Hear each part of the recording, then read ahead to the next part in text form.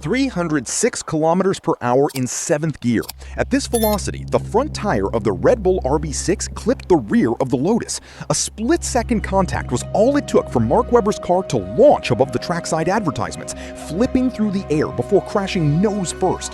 The impact force reached approximately 46 G, equivalent to hitting a solid concrete wall head-on at 160 kilometers per hour. It was June 27, 2010, the 9th round of the championship in Valencia.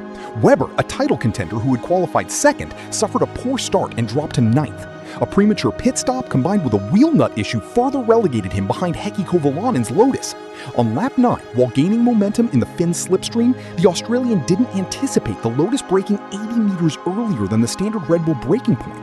The ensuing overtake attempt became one of the most dramatic accidents of the decade, yet the driver survived thanks to safety systems that deserve a closer look. The RB6 monocoque is a carbon fiber survival cell designed by Adrian Newey's team.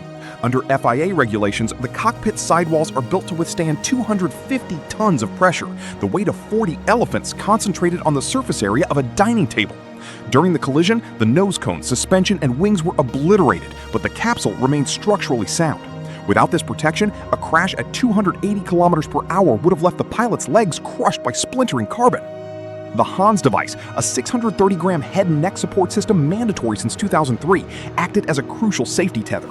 Its carbon fiber collar resting on the shoulders, connected to the helmet by 2 straps, prevented the head from whipping forward into the steering wheel. This equipment reduces neck tension by 80%. While the impact was violent enough to snap the brake pedal, the driver's cervical vertebrae remained intact. Prior to the introduction of Hans, basilar skull fractures were a primary cause of driver fatalities. Kovolanen's spinning rear tire acted like a catapult, launching the nose of the car skyward. Professor Thomas Schroeffel calculated that the rotation and upward trajectory absorbed only a small fraction of the kinetic energy. The vehicle lost almost no speed during its 2-second flight.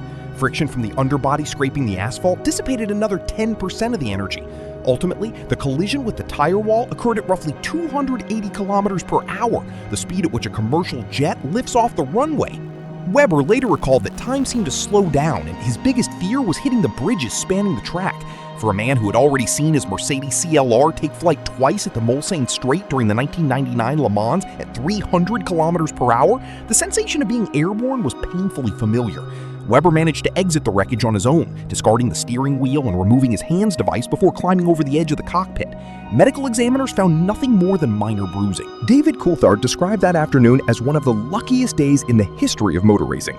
Webber himself remarked that while the acrobatics were spectacular, the loss of championship points was more distressing. 4 drivers remained in the title hunt until the very last race. The Valencia crash strengthened the FIA's resolve regarding cockpit safety. Regulations subsequently tightened the requirements for nose structures, and the ongoing debate over head protection eventually led to the mandatory introduction of the Halo in 2018.